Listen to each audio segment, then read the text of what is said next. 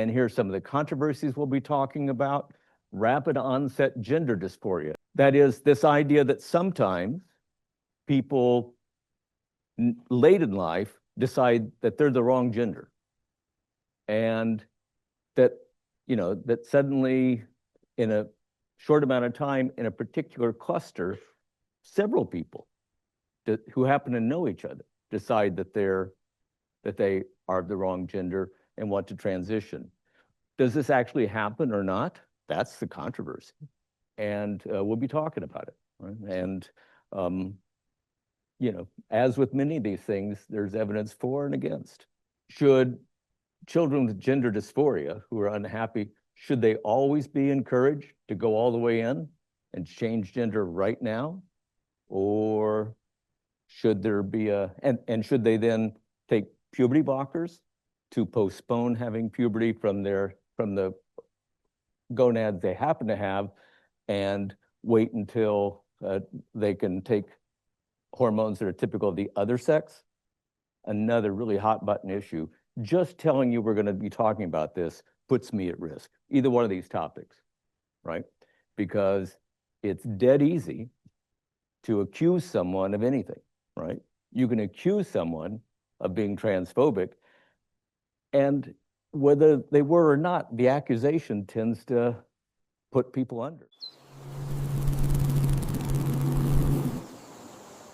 Hello, everyone, it's time. My name is Mark Breedlove. I hope you're in the right class. This is Neuroscience / Psychology / Integrative Biology 310. And this is the first year where you actually register for those separately, depending on which one you want. So I hope that worked out all right for everyone. And the topic is human sexuality. And you already know where we'll be meeting. And there's some information that I gave you. And we'll go over it some more. You are required to have a smartphone because we're going to have Kahoot quizzes, which is great for your dentist, as you'll see. And we'll be talking about a textbook, but it will be an electronic copy, which means it isn't very expensive. I mean, of course it's too expensive, but it's not like hard copies. And we'll talk about it some more. Right up front, I've told you when the midterms and the final exam are. The midterms are all going to be on D2L. All the exams are going to be on D2L, and I'll talk some more about that in a moment. I also need to introduce our teaching assistant, also known as Tone, back there. You'll get to know him. And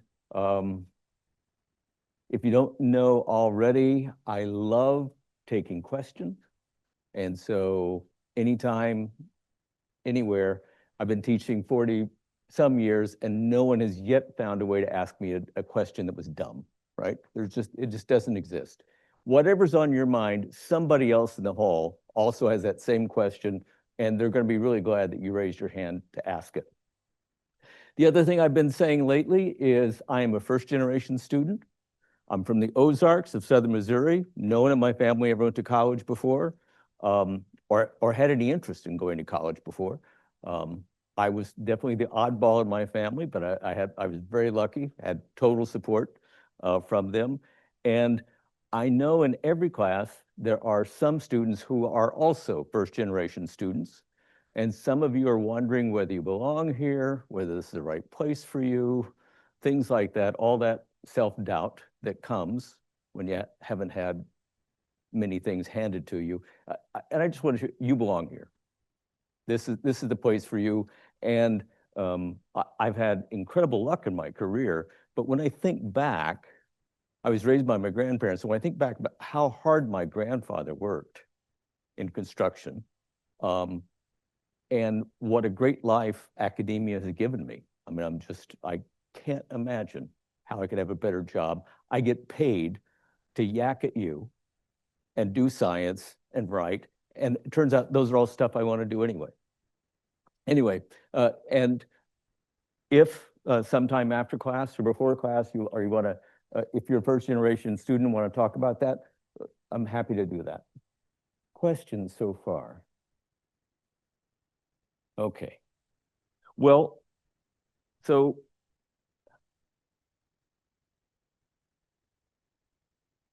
let's see. Does anyone know how to get rid of this bar to get out of the way? Oh, well. We're going to talk about a lot of topics that are not readily talked about in our society, although it's gotten so much better than when I was your age. And there might be some people for whom these sorts of discussions are going to be uncomfortable. And I want you to know beforehand, there's no topic I consider forbidden to talk about in this class. I mean, it would be best if it had something to do with sexuality, but you know, that covers a lot of territory. And if you think that's going to make you uncomfortable, give some thought whether you want to take a different class instead, because I very much want to be sure that it's an open sort of class where people can ask anything.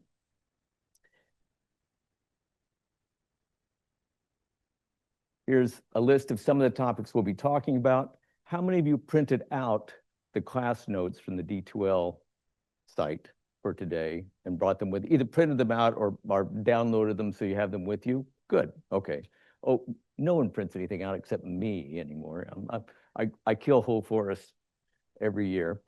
So those are some of the topics we'll be talking about.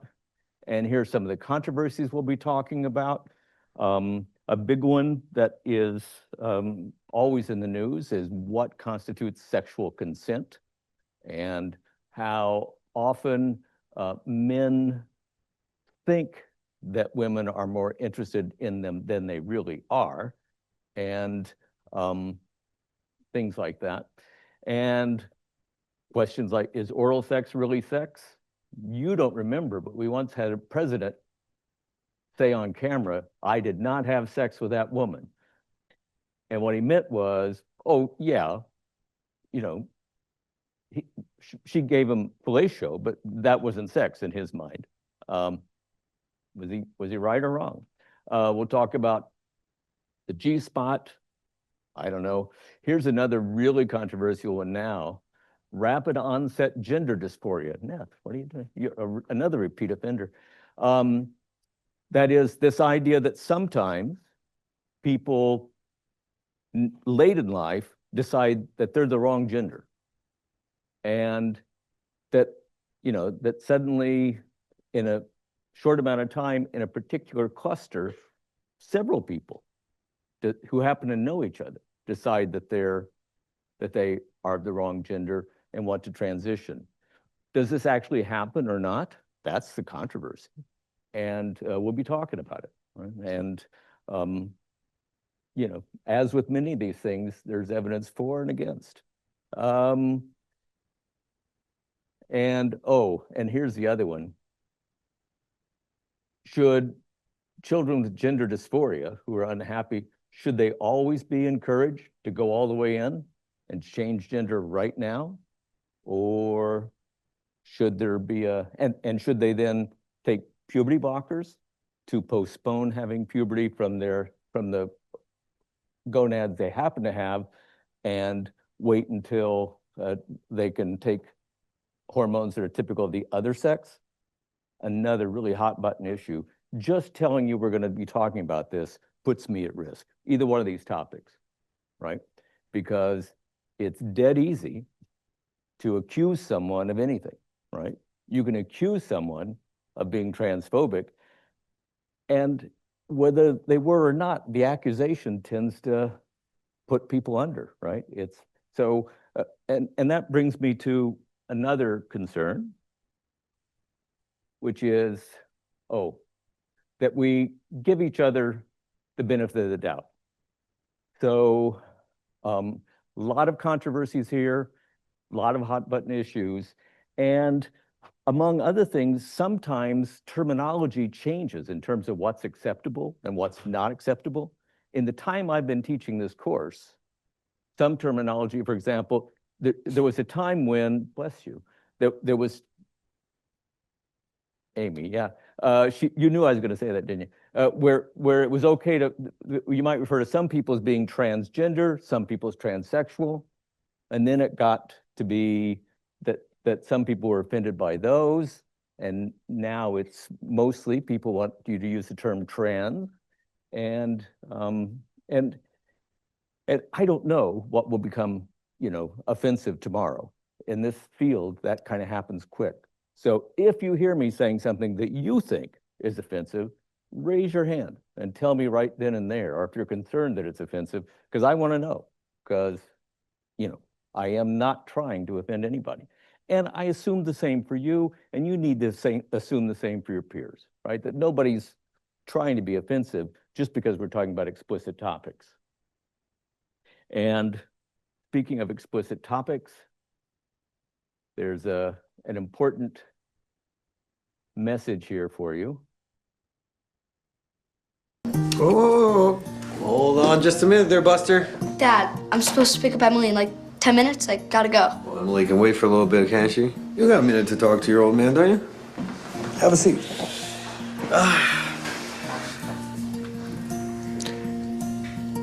You know, son, you're not a kid anymore. Oh, no. I go to health class, Dad. I already know all this stuff. Well, they don't teach you about everything in health class. Okay, Mr. Smarty Pants? So just listen. When boys and girls get a little older, they start getting interested in one another, right? And non-binary people, agendered, intergendered, FTX, gender fluid people. What? There's more than just boys and girls now, Dad. And they're not girls. They're women. Yeah, okay. Okay, sure. Well, my point is that sex is it's a very important decision. How are you defining sex? Sex is different things to different people. I guess when a penis goes into a vagina. What if there's 2 men or 2 women or more? More? How would you define sex with multiple simultaneous partners? Or what if somebody's undergone genital reconstruction or is intersex? No, but I'm just talking about normal, straight. Normal? Come on, Dad. Okay, here we go. Let me ask you this. Son, are you attracted to women? Yes, but I'm young. Is Emily a woman? Biologically. Okay, you're attracted to women. Emily's a woman. So if you were to have sex with Emily... I wouldn't just have sex with Emily. We'd have to make that decision together. Homecoming's not an excuse to ignore consent. I'm not saying to ignore consent. I never said ignore consent. You and Emily, right, consensually decide to have sex. Vaginal? Yes, vaginal. Just 2 of us. How many people do you want? Yes, just the 2 of you, Colin. And I'm playing the traditional male role. Go to homecoming. You seem like you really wanted to talk about this. No, I don't want to talk about anything. Ever again. So I can go. Please do. Out. Thank you. Don't forget your corsage. Hey, Dad. Yeah. How do I look? You look very handsome, son. Oh, that's gender coding, but... Get out of my house! Have fun.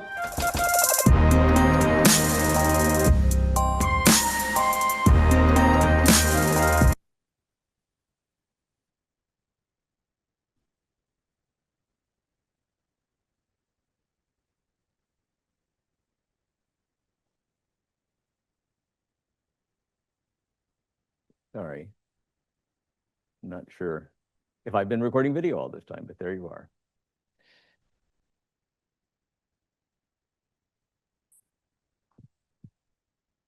Okay. Questions so far? How many of you had seen that before? Okay, good. But it's not as funny to you because you're not that guy's age. I mean, you're not the father's age, but that's all right. So I want to ask a little bit about sex education, the sex education that you had. In many parts of the United States, the only sort of sex education that's allowed in public schools are those that teach only one method of not getting pregnant, and that is abstinence, so-called abstinence-only sex education. And in Canada, sex education is mandated at the federal level. It's much more comprehensive. And maybe it's no surprise then that teen pregnancy rates are twice as high in the US as they are in Canada.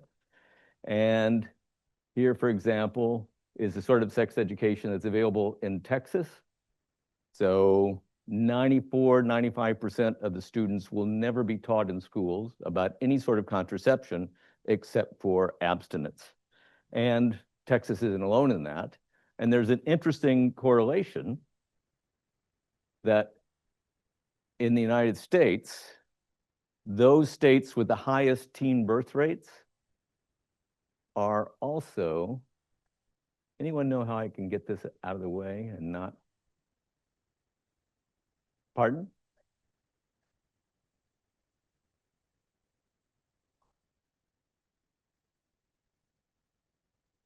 Oh, thank you. And it turns out that the highest teen birth rates are in those states that happen to have the most abstinence-only education. And here's another version of it. You've got this in your PowerPoint slides, that that in general, if the only, probably the idea behind teaching abstinence only is to discourage teenagers from having sex, and it's demonstrably ineffective, right? And I don't know that this situation is going to get any better. Oh.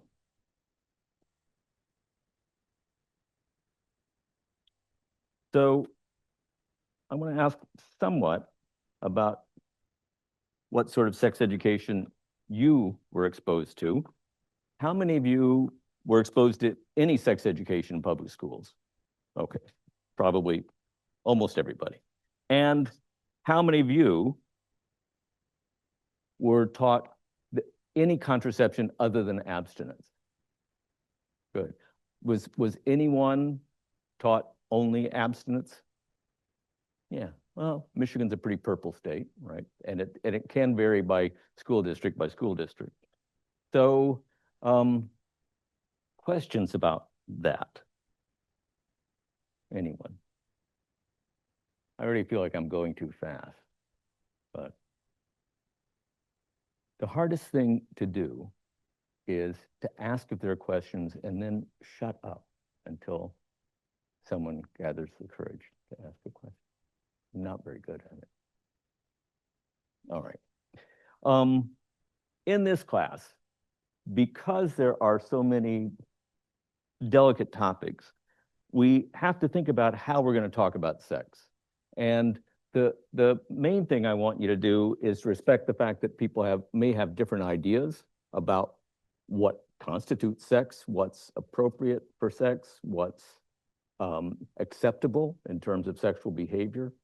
And I need you to respect that and not think that just because they think differently about sexuality, that means that they're evil or that they're wrong or that they're in the wrong political party or anything like that, right? We have to be tolerant of this. And in helping with that, it helps if I don't want to hear anyone raise their hand and say, I was having sex this one time. That's oversharing, right? You can ask the same question by saying, you know, I've heard that some people and, you know, do this or do that. And so you should mostly be talking about in that way. And also, I won't be talking much about what people should do, right? If I use that verb should, it will be, if you don't want to get pregnant, you should do, etc. But I won't be talking about what people ought to do when they're between consenting adults or anything like that. And I'll ask you to do that too. You get to have your opinion about what people should do. And maybe in some discussions, you'll even feel like you want to share your opinion with others. But if you do, then be sure that you phrase it as that's your opinion and realize that other people in the class may not feel that way. And I always make a point of saying that I welcome anonymous questions, but I almost never get them. But you can always send me an email, and if you have an anonymous question, and we can decide to talk about it in class or not. Questions so far?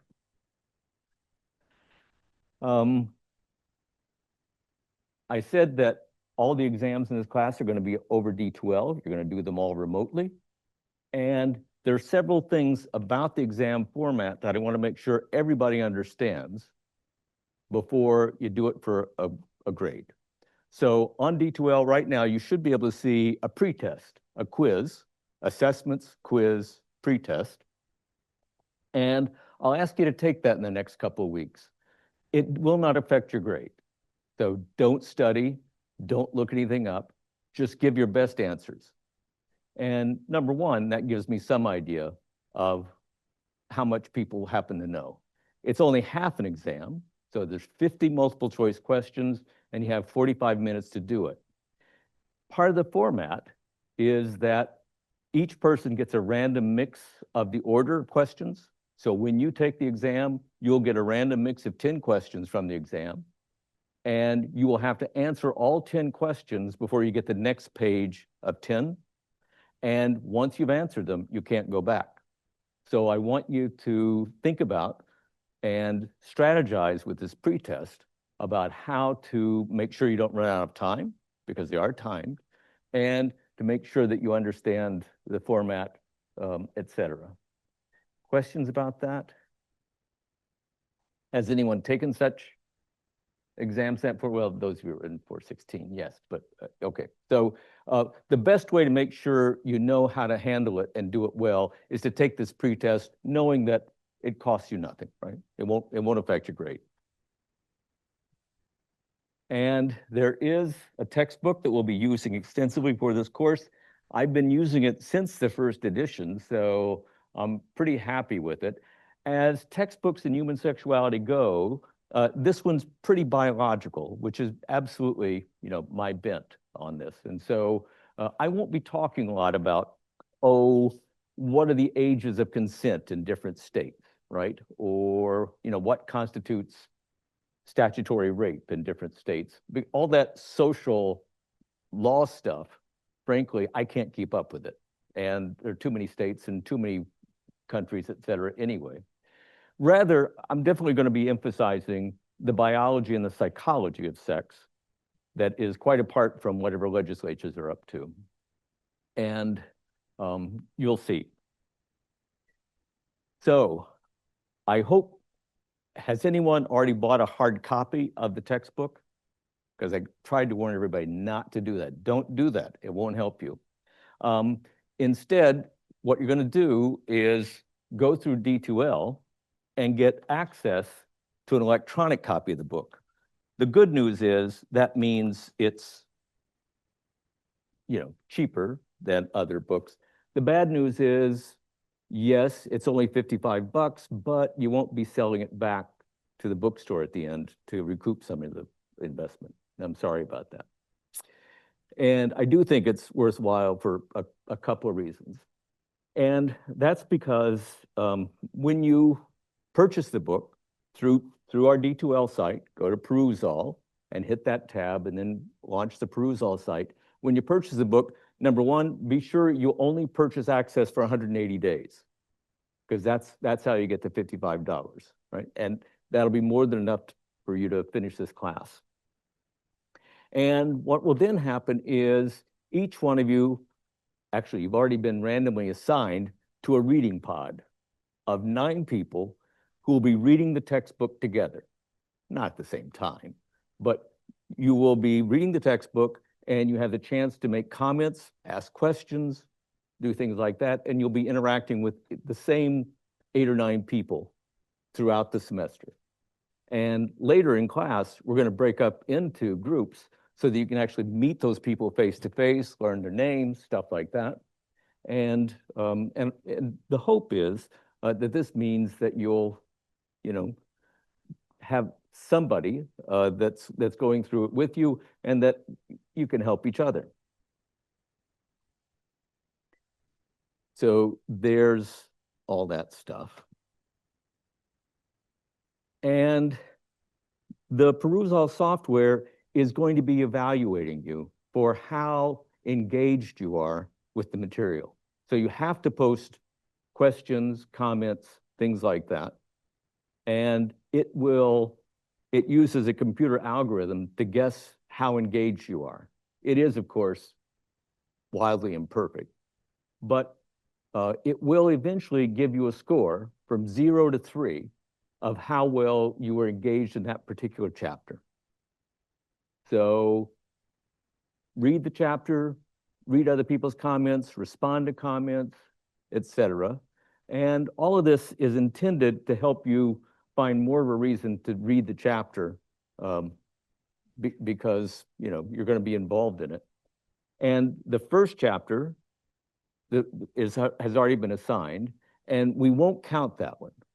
So I put the settings such that you can see immediately what your score is.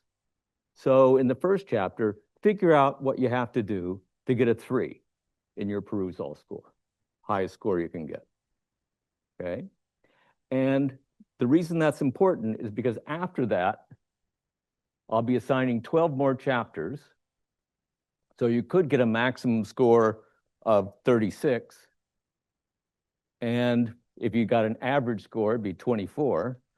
All I ask is that you get 21 points or more. And you'll be keeping up with the reading and you'll be seeing what your score is. So you should always know what your score is and what your total is. If you don't get at least 21 points, then I'm going to reduce your grade for the course by 1 notch, from 4 to 3.5, 3.5 to 3, et cetera, something like that. Pretty harsh. On the other hand, you know how to get the score you need. If you're a real go-getter, the first 7 chapters you read, you'll already get your 21 points, and you won't need any more to get full credit for the course. I hope you'll keep reading it anyway, right? If nothing else, for the sake of your pod mates.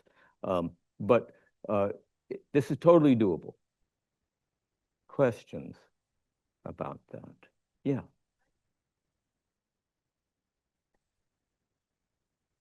How do you know if you purchased the textbook? If it didn't ask you for your credit card information, I don't know, the world's a mysterious place these days. Is it possible that they already have your credit card information? Yeah.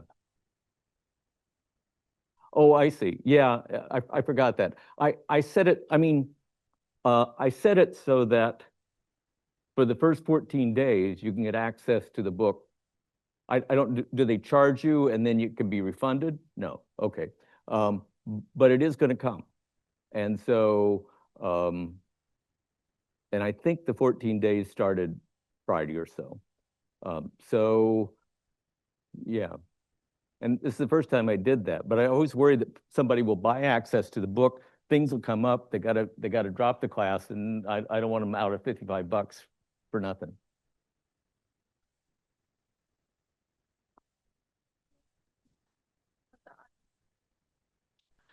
So when you go to D2L and hit the peruse all link, and then hit library for the book, and right now there are 4 assignments: Chapter 1, Appendix A, Chapter 2, Chapter 3, and it lists the due dates there.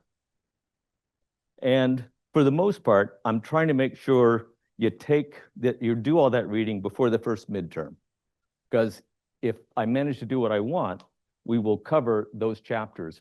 They'll be part of the first midterm. So Chapter 1, Appendix A on evolution, Chapter 2, Chapter 3.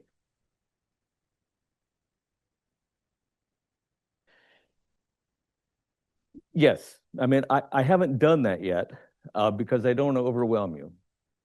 But sometime before the first midterm, I'll put the assignments for the chapters that are going to be ready, that you need to be ready for the next midterm, if things work out, right? So, questions about perusal and the like. When I put you together in your pods in class, we'll give you discussion questions to go over and report to the class. You'll see more about that later.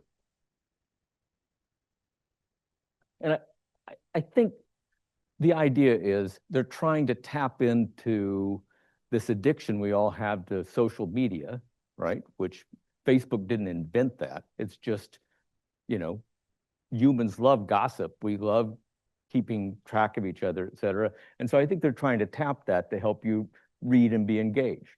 So I hope it works for you.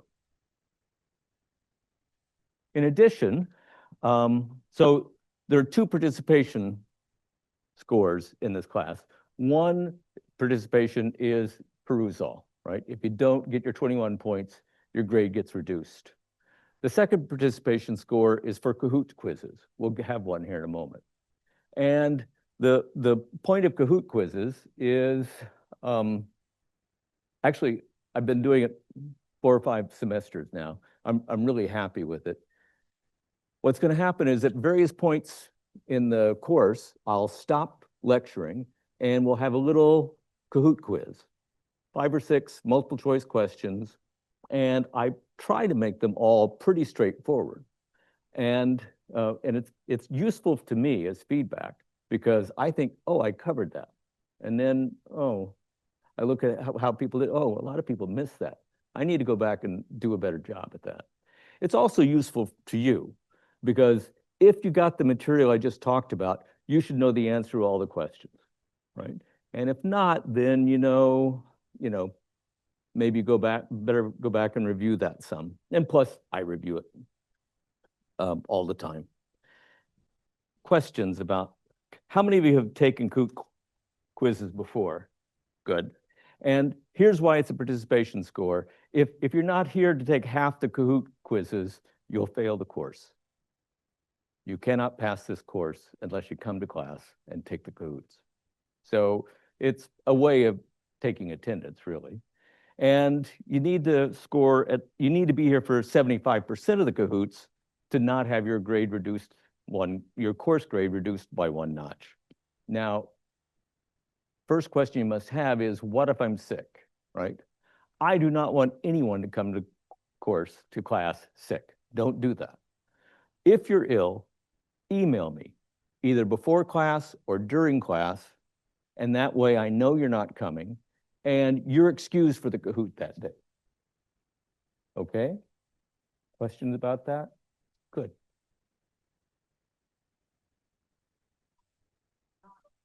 No, you know what? I've heard that there are some people that skip class sometime. I don't, yeah. No, I don't need a doctor's note. I need you to tell me either before or during class. Okay. Send me an email. Yeah, good. Yeah. Great question. So after we take each Kahoot quiz, I will post the questions and the answers on the D12 site. There's a little place there. You'll see them there. And they're perfectly fair game for quizzes. I mean, tests, right? So not a bad idea to review them. Other great questions. Okay. Well, so let's do it in class. And the professor's name was Smith. Okay. Questions? Please.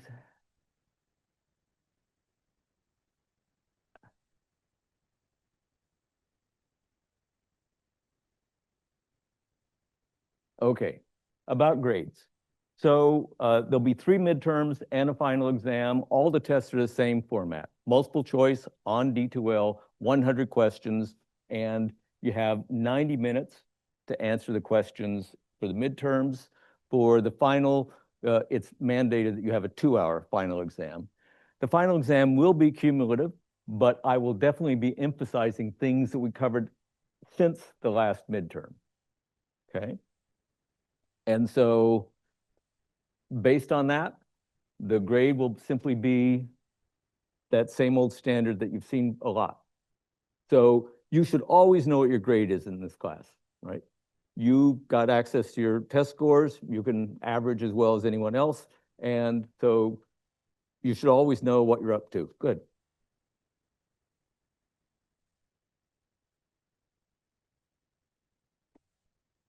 No, you don't log in for your email, but if you give your email username, user ID, then I know who you are.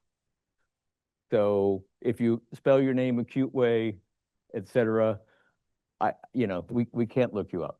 And the first couple of Kahoots we won't count anyway. But for that very reason, other questions? Terrific question. Okay. And there. Oh, and in A Course in Human Sexuality, I need to remind you that Antonio and I are mandatory reporters. If you tell us about a encounter you had or that someone you know had that comes to sexual harassment or sexual assault, we are required by law to report it to the police. So don't tell us about those things unless you're prepared for us to tell the police, you told me this, and someone's going to come talk to you, right? And I won't go over the history of how this came to be the policy here, but it's another good reason if there's something you want to talk about that you think might be borderline, you might not say, I know somebody that did, or this happened to me. What you want to say is, I hear that some people have had this happen to them. And then you ask your question about that, okay? I'm not discouraging you from reporting if you've witnessed or been a subject to sexual abuse or sexual harassment, right? I just need you to know that if you report it to me, I'm required to report it to others. And you may or may not want that to happen, so there you are. How's that? Yep. I mean, and if you think about it some, it's the only way it can be, right? That's how it has to be. I'm not complaining, but I need you to know. If this was for 2015, it was the percentage of sexual assault for undergraduate women. The average was about 23. You notice Michigan State was down here a little bit beyond that. Not terribly out of line, but it's definitely a problem. And the main problem, the main cause of complaints about sexual assault or sexual harassment has to do with consent. And that is that if you want to be sure that what you're doing is welcome, you have to ask the other person. And for the most part, this is a matter of guys have to be sure, in terms of heterosexual relationships, the guy has to be sure that this really is something that she wants. And the only way to know that is to explicitly ask. And that can be hard, in part because our culture never shows that, virtually never shows that. In television or movies, always, you know, or too often, the woman is acting somewhat hesitant and the guy takes the plunge and everything works out great. She's delighted by it, right? But in real life, she isn't always that delighted about it. And so it needs to be a situation where you know that you've explicitly asked and you've been explicitly told, yes, I would like a kiss. Yes, I would like you to do that. Not, you can't take anything for granted. It's a trope in fiction where the guy, you know, the woman does something and the guy says, there's no mistaking that invitation. Well, yeah, you're very likely to mistake that invitation. And when we talk about sexual attitudes, what we'll find is, I don't mean to offend those of you who have a Y chromosome, but let me say that in general, guys are really crummy at reading social signals. They're just no good at it. And the problem is they think they are. Now that works both ways. If you happen to be straight, you need to understand that he may think that you're more interested in him than you are.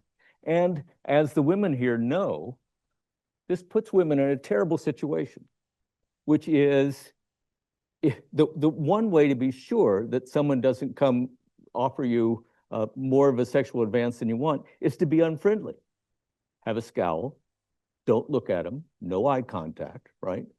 And so, you know, if you guys, if you're walking around campus and you notice that women almost never make eye contact with you, well, there might be a reason for that. And it's nothing to do with you and it doesn't mean anything about them, except they live in a society where men aren't good at knowing that women don't want their advances. Questions about that? We'll talk about this some more. That's a great Netflix series. Now, I need questions about any of that so far, because otherwise I'm going to start talking about language and English in particular. Everyone okay? Okay. Have you ever wondered why it is that shit is a bad word, but feces aren't? How come fuck is a naughty word? Copulate? That's fine. Coitus? Oh, that's great. But not fuck. Why is piss a bad word, but urinate isn't? Right? And to understand that, you need to know something about the history of the English language. Tone. Oh, excellent. Okay. So if we go back before 1066, first of all, the Romans came and conquered England, part of it, for a while. And later, a bunch of people from Germany, the Saxons, the Angles and the Saxons, come to England and basically through military might take it over. And so what happens is for hundreds of years, the people who live in England speak basically German, a version of German. Then in 1066, this guy, William of Normandy, who comes to be known as William the Conqueror, he lives in Normandy, that's northern France. He spoke French, but he decided that he was supposed to be the King of England, and he got to be the King of England the way people get to be kings. He went over there and killed the guy that was presently the king, right? And what happens then is starting in 1066, William brings all of his French-speaking buddies who supplied him with soldiers and money and stuff like that, and he establishes them in various castles all over England. And there were a few people who were already in charge of a castle who made their peace with William and said, I'm your guy. You don't have to kill me. I'm going to be on your side. And here was this situation. All of the rulers spoke French. Those Saxons who got William to let them keep their castle, they quickly learned how to speak French because that's what he spoke in court. So you have this weird situation that for over 100 years, every commoner spoke a version of German and every rich person spoke a version of French. And what happened then, at every legal document was in French. If you spoke, Old English and happened to be able to read, it wasn't going to do you any good to read the laws because they were all in French or Latin, worse yet. And remember, Latin is pretty closely related to French because French is considered a Romance language after the Romans, right? German isn't. German's a Germanic language. Questions about that so far? So, if you were a peasant out there working in the dirt, you were speaking one language, and if the Lord came by and told you to do something, you didn't know what he was talking about. What happens then is these two languages eventually blend together. And several things that I consider nice happen, which is all these inflections and things that were so common in both languages, they get lost because that's just too hard to figure out. The fact that when you say a plural of something, you just add an S to the noun, that came about this time because that was so much simpler. And so people that spoke both German and French could understand what you mean. So in many ways, it simplified English, but it also did this, which is there is no language that has more words than English. And that was true even before the internet age. Because instead of one language wiping out the other, they got blended together. And within a few hundred years, people in England couldn't understand either French or German because they were speaking English. How's that? Here's the thing. The class distinction between the French words and the English words has never gone away. It is with us yet. Why is copulate a good word, an okay word? Because it's derived from French, from Latin. Why is fuck a bad word? Because it's Germanic. After the invasion of William, if you were a peasant, all you could do was fuck. But if you were a nobleman, you got to copulate. And that is still with us. we run ahead to the Victorian age, and of course, rich people who didn't have to actually work for a living, they all learned French. A holdover of this, they would spend time in France because you got leisure time when you don't have to work and you own a big chunk of land. And so what happens in Victoria times, if you've read in that literature, is when the rich people wanted to say something risque, they would tell each other in French and the servants wouldn't understand them. Oh, yeah, so why do people say, pardon my French? I don't know if that's why or not, because in fact, if you use a French word, it's considered polite. What they should be saying is, pardon my Saxon, but nobody says that. Questions about that? Good.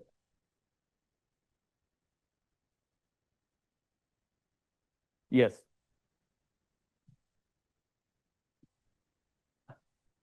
Yeah, I mean, it may be that it did at one point, but, and so I don't know if it's, I've read that there are over 1 million words in English, and it's rising. And of course, it's now becoming the lingua franca, there's a French phrase for you, for so much of the world, that it's probably going to snowball and become more and more the case. So that's a great, anyone Googled it yet? Does Arabic have more words than English? Pardon? Oh, okay. 12 million words, okay. And of course, partly depends on how you define different words, right? Is running a different word than run? Yeah. I looked it up and it said English is the most and Korean is the second most. Korean the second most. Okay, so the competition's on. What's that? ChatGPT, but then consider the source. Where you know, they weren't downloading many Arabic texts when they made those LLCs. Other questions? Okay. So the fact that some words are naughty and some aren't, it's totally arbitrary. It's just historical happenstance. However, I will say to you what I told my kids when they were growing up. There's nothing evil about these words, right? They're not wrong. It's not wrong to use them. It's just, you know, the French got the upper hand, you know, 1,000 years ago.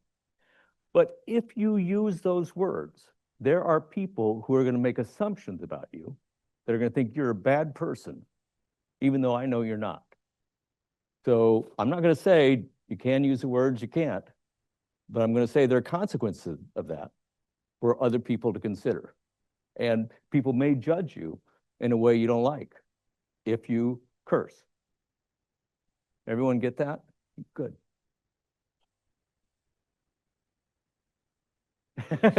You get judgment. Well, first of all, those of us who don't speak French, when you speak French, it really makes us jealous. I am hopelessly monolingual. And so those of you, and I know many of you are, who are just effortlessly bilingual, I will always be envious of you. So, and of course, eventually English becomes one language. The French and the English can't understand each other anymore. And then what ensues are all these wars between France and England that last for centuries. And so there is this lasting enmity between the English and the French. Read any of Shakespeare's plays, Henry IV, Henry V, right? I mean, they're just like the worst people on earth, right? Each of them says that about the other. And that's going to stay really until World War I, when they fight together against Germany. Questions about that? Therefore, this is the last time I'm going to use any shock words in this class.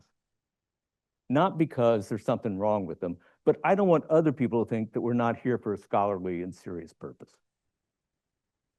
Okay? And so I'm going to ask that you not use any of those shock words either. I mean, not in class. I won't say anything if you, yeah. And that brings me to another requirement of this class. Oh, see, Latin is polite. Another assignment you have in this class is to gather a joke that is about sex. and be ready to tell that joke in class and hopefully make everyone laugh. You're not allowed to use any shock words in your joke, okay? So be ready for that. And we'll start every class after this with a joke.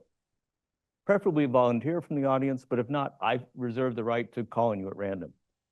And what's the joke you found? What's interesting about that is, especially if the joke's at all funny, there's always a kernel of truth in it, right? That, and I've yet to hear a joke that doesn't offer, you know, a teachable moment, right? I mean, oh, that's a topic that we can. So does anyone have a joke? It's got to involve sex. I don't mind if it's explicit, but you can't use shock words. Anyone? Okay, it's very good. Very brave. Okay. So I have a joke that my grandpa told me before he passed away, and it's kind of like our big thing in the family. So the joke starts with a pirate walks into a bar and he has this like ship steering wheel on his belt buckle. And so the bartender's like, "Why you got a wheel on your belt buckle?" And he's like, "Arr, I don't know, but it's driving me nuts." Yeah, yeah. I've heard it before, but that's okay. I couldn't have given you the punchline, but yeah. So slang words for various male parts. There's a million of them. Later we'll talk about how many slang phrases there are for masturbation. It's astounding. Thousands of euphemisms for masturbation. And yeah. Anyone else want to offer a joke? Your grandfather told you that joke? Some people, wow. Okay, there were no shock words, so that's just great. And so that brings me to something I want to be explicit about, which is I am not encouraging anyone to engage in any sexual behavior. I don't care if you never have sex your whole life. It's nothing to me, right? I don't care if there are sexual acts that you never engage in. Again, it's nothing to me. I'd rather you didn't have sex with my partner, and I know you're not going to have sex with me, so I don't care. I don't care. On the other hand, so don't misunderstand me. On the other hand, I am trying to be sex positive. I am trying to talk about these things that people do and that are important to people, and that is a part of the world we live in. And so I will always try to, I mean, including, you know, particular sexual acts where I don't get it. How on earth is it that so many people find that exciting? Because that does nothing for me. Well, so what? That's totally normal, right? But I will try to be positive about it, as long as no one's getting hurt. As long as it's between consenting adults, as far as I'm concerned, you should think positively. But if it works for you, then I want you to do that. And if it doesn't work for you, I don't want you to do that. And if you decide that you think it would work for you and you never try it, no, I don't care. You don't need to tell me. How's that? Okay. I've already said that, I think. Lots of controversial topics. And here's another that I think is less required these days. But I talk about evolution a lot in this class. We're going to talk about Appendix A after Chapter 1, and it's explicitly about evolution. Nothing about life on this planet makes any sense unless you want to know about natural selection. It is the backbone of our understanding of any organism on the planet. It's just a fact. There are some people that would have a problem with that. And I don't care if you don't believe that humans evolved. You're perfectly welcome to your opinion, and you can even share your opinion with others. But if it's going to offend you that I talk about evolution more or less constantly, I mean, there won't be a lecture where we don't talk about the evolutionary significance of this, that, or the other. You might want to think about a different class. And I say this as someone, the Ozarks, right? My freshman biology teacher announced to the class that he did not believe that humans evolved. And that kind of cemented it for me from that point on. I was sure humans must have evolved because Mr. Sherm can't be right. Very highbrow stuff. Questions about that? So I'm ready to start talking about chapter 1. Each time I come up with a new chapter, I will list particular learning objectives. You can find them in the book too. But I want you to see beforehand what we're going to be talking about.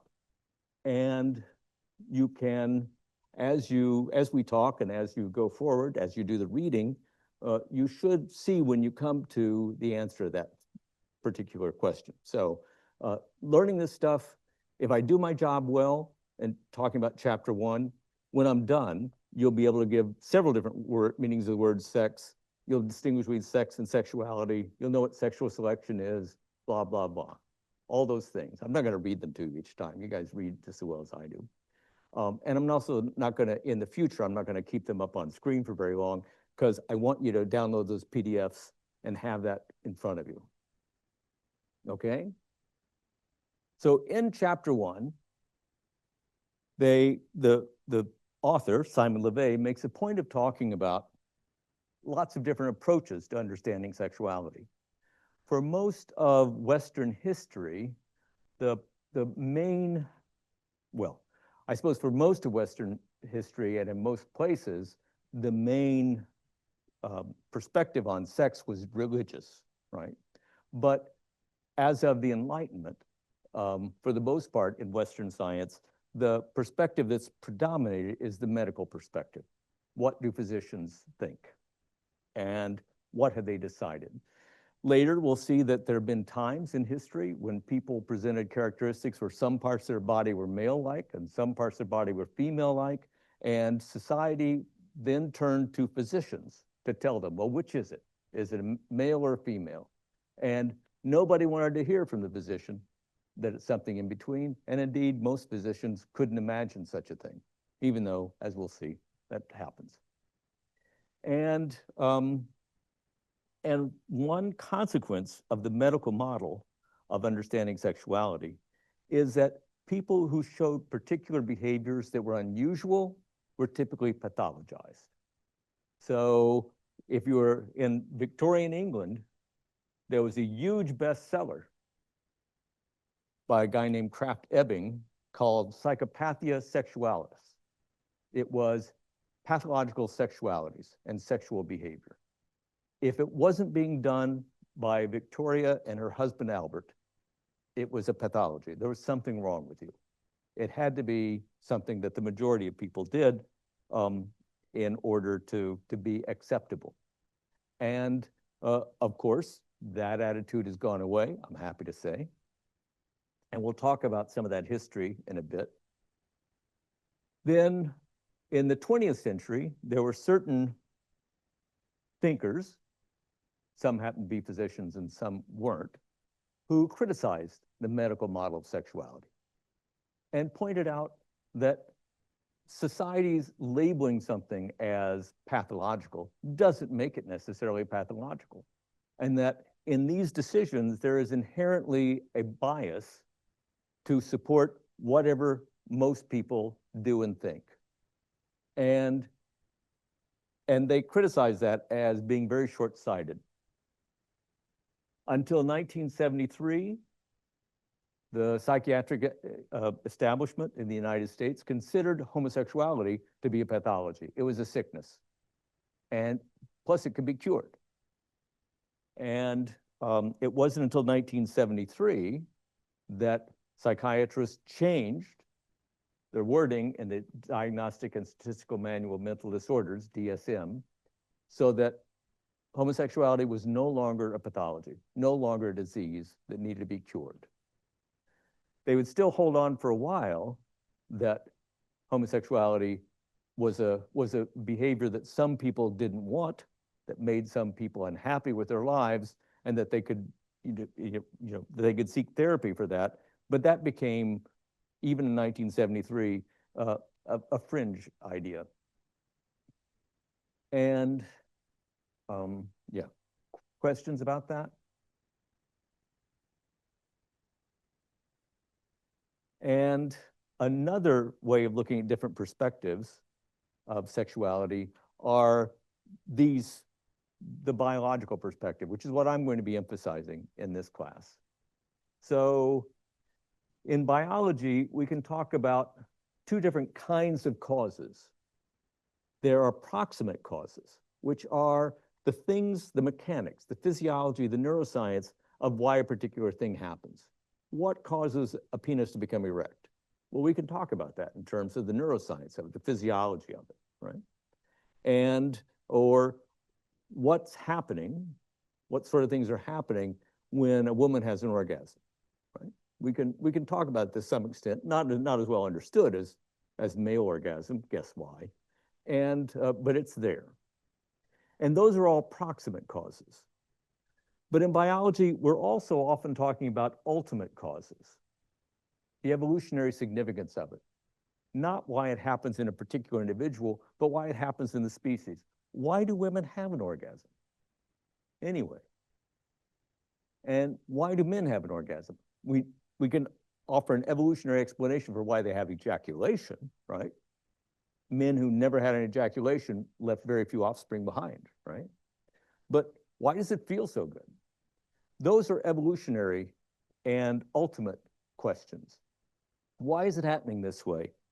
And that gets at how come it happens differently in different species? And it leads to questions like, do female monkeys experience orgasm? Female rats? Female dogs? Things like that, right? And in each of those cases, the fact that they're different in those different species means there has to be some evolutionary history that's behind that, and that there was some ultimate benefit to doing things that way. Fairly closely related is the psychological aspect, and we'll talk about that quite a bit too, which is some psychologists are very much neuroscientists, biological psychologists, and so they'll look at it from that perspective. Some psychologists are clinical psychologists, and they'll be zeroing in on what are the psychological consequences of certain behaviors, certain experiences. And there are plenty of people who have sexual dysfunction. And so clinical psychologists will be trying to work with those people to help them recognize what the problem is, and if possible, find a way to solve the problem for them. And in those cases, the goal is not to make the person like everybody else. The goal is to make the person happier in their life. And several revisions of the DSM ago of the DSM, one of the criteria that came to be important for whether something was a pathology or just a weird thing to do, it's a weird thing to do if hardly anyone does that except you, but you're still having a happy life and you're not hurting anybody. It's a pathology if it's a weird thing you do and it makes you unhappy, or it makes other people unhappy, or it gets you in trouble with, the authorities, right? And that is now the perspective of all, as far as I know, all practicing psychologists. And then we'll also talk about, yes, good.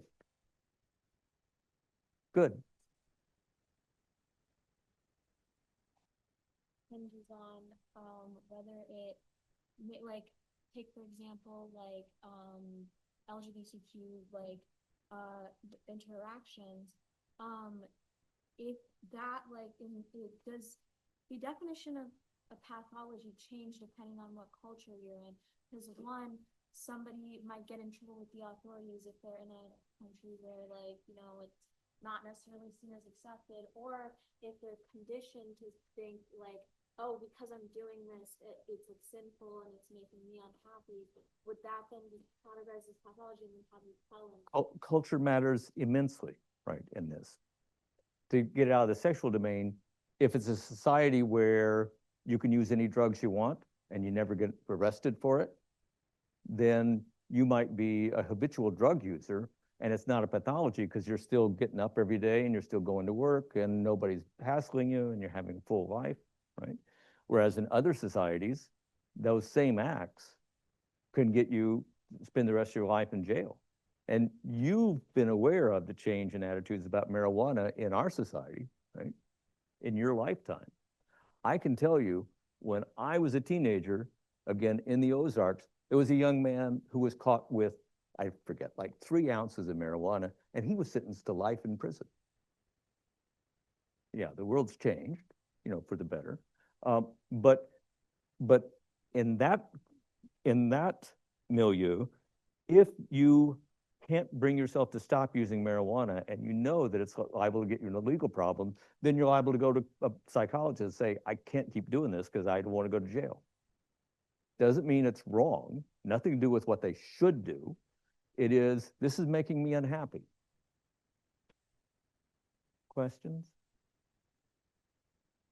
And boy, a controversial topic we'll talk about. If you're one of those rare people who unfortunately you find underage people sexually attractive, that's going to be a problem for you. You need to learn how to not get in trouble, right? And the best way is to not act on those impulses. And there are thousands of people in the United States who are attracted only to underage people who never offend. And they need help. It could be helpful for them to talk to psychologists to make sure they don't offend. And in many jurisdictions, coming to a psychologist and saying that could land you in jail, even if you've never had sex with underage people, right? So yeah, culture matters immensely. On the other hand, in ancient Greece, it was expected that adult men who were straight would have sexual relations with younger men as part of the process of mentoring them. Totally accepted then. So, you know, so in ancient Greece, you didn't need to go see a psychologist because you were attracted to young men. Oh, that's normal. Great question. Other?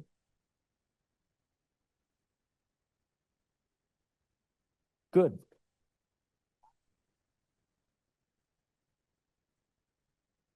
Is being attracted to someone an inherently sexual thing? It's a great question.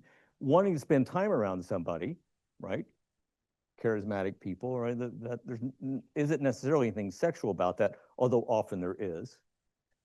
You know, throughout history, there have been various men who have set up situations where they're, you know, in charge, cult leaders, if you want to give that name. And you know what? Almost always, they end up having sexual access to lots of women. It's kind of, oh. So the line can be blurred, but no, it's sexual attraction if you want to engage in sexual acts with them. But then you're going to say, well, what's a sexual act? Oh, well, okay. Give me a minute, right? And things can get complicated. I will say this, a point that I'll make later, be a good way to end it.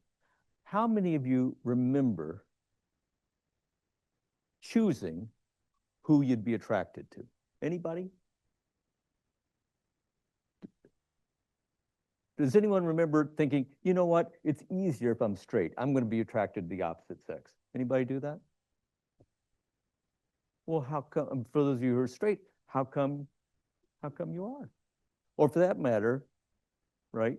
How many of you could pick a person at random and say, you know what, I'm going to choose to be sexually attracted to that person? Anybody?